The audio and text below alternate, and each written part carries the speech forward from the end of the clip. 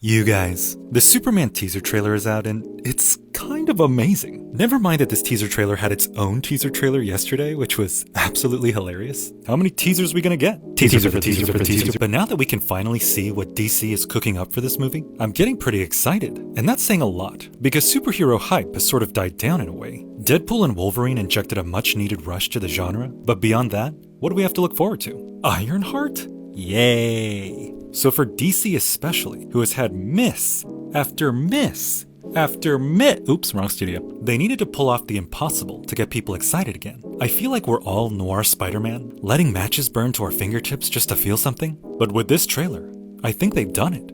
I finally feel something again. In my pants. First, let's talk about color. I watched Wicked recently and thought it looked amazing. A feast for the eyeballs. But then after, saw this talk online about how flat it looked. I'm like, did we watch the same movie? There was color everywhere, the lighting was impeccable, and I haven't been able to get popular out of my head for weeks. The director John M. Chu also did In the Heights and Crazy Rich Asians. I think he knows a thing or two about lighting. You know what movie didn't? The Marvels. I can't see shit. For too long, Superman had been locked in a desaturated cage. Now, he's finally as colorful as he deserves to be. And speaking of Superman, let's talk about Clark Kent, who I was shocked to see with the most TikTok boy haircut ever, what the kids call these days the broccoli. But surprisingly, it's because of that haircut, because he looks like a kid, that it all works so well. If you think about it, past versions of Clark Kent didn't look that different from Superman. With each one, we were all thinking, is everyone in Metropolis blind? But for the first time ever, we're seeing a Clark Kent that looks drastically different from his superhero counterpart. So not even 30 seconds into the teaser trailer, and they've already done the impossible, making you believe his alter ego can actually fool people. And while we're talking about haircuts, we gotta talk about Guy Gardner. Holy shit! Judging from the comics, they absolutely nailed this look. But to see such a yee-ass haircut, a term which I just learned after Googling it, apparently it's not a specific type of look, but just any style that doesn't feel quite right. We're used to seeing Nathan Fillion as a dashing everyman character, always looking like the quintessential action hero, but to throw all that out the window and ask the barber, yo fam, just ruin my life. It's so funny to me seeing him give such a hard look with that on his head. Like bro, your haircut is not cool enough for you to have that expression. But that's exactly why I love it. It's so awful that it's dope. Does that make sense? It tells me that James Gunn and the entire team behind this movie have a vision. And then we see Guy Gardner use his power right away. But not for some huge fist or something, but to do something so innocuous, like blocking windows so the mob outside can't see their conversation. I know it's a small thing, but the fact that they chose this shot as the first introduction to Green Lantern's power shows me they're not relying on gimmicks, but instead putting story first. You might think, you're kind of reading a lot into this teaser trailer, bro.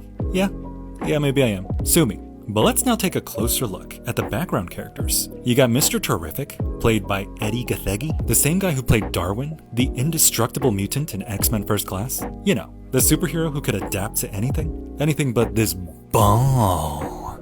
You got Hawkgirl, played by Isabella Merced, who after Transformers, Dora the Explorer, Alien Romulus, Madam Web, oops, let's get that one out of there. She's had quite the career as well. I, for one, can't wait to see how she plays Dina in Last of Us Season 2. But by creating all these characters and putting them in Superman's world, already established, doing whatever the hell they're going to be doing, is pretty exciting. There's a chance it's going to be too overstuffed, like superhero movies can't just be about the hero in the title anymore. They gotta fit in an Iron Man or something to keep the iPad kids distracted. Then last but not least, you got Alan Tudyk. No idea who he's playing, but how much you want to bet it's going to be this robot?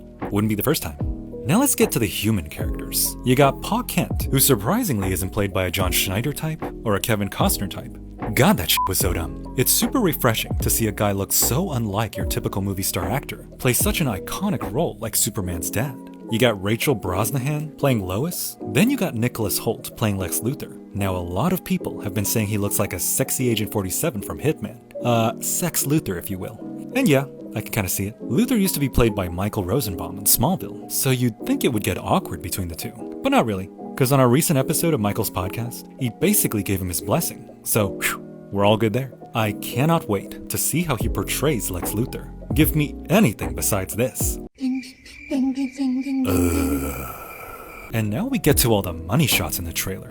This one, where Superman saves this girl in slow motion, it's so fucking good. You might say slow-mo has been done to death in comic book movies. I mean, when you start to slow-mo a basket of fruit flying in the air, I think you've sort of lost the plot. Zach. But James Gunn has proved that under the right circumstances, it can truly enhance the story, and there's no one I trust more to be able to tell the difference. Though I'm pretty sure Superman just broke that girl's neck.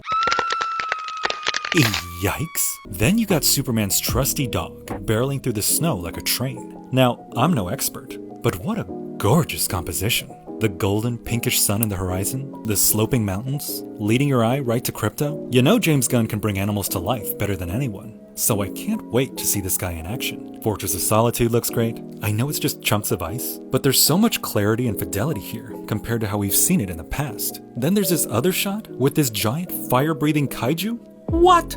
I'm sure once we know the context, this is going to be amazing. But even without any context, how hype is Superman fighting a kaiju? I mean, come on. It reminds me of Starro and Suicide Squad. I'm just glad studios are finally willing to go all out with these superhero movies now, letting them reach their full potential. So with the words, "It begins," we get a sense that this new Superman movie is going to start us all off on a new adventure. We finally start to wonder what will come from this new DC universe. Where do we go from here? With fresh faces, breathing life into this strange new world, we the audience are finally starting to feel a little bit of hope in the world. And come July 11th, you know that my ass is gonna be glued to that seat. Anyway, thank you for listening to me ramble.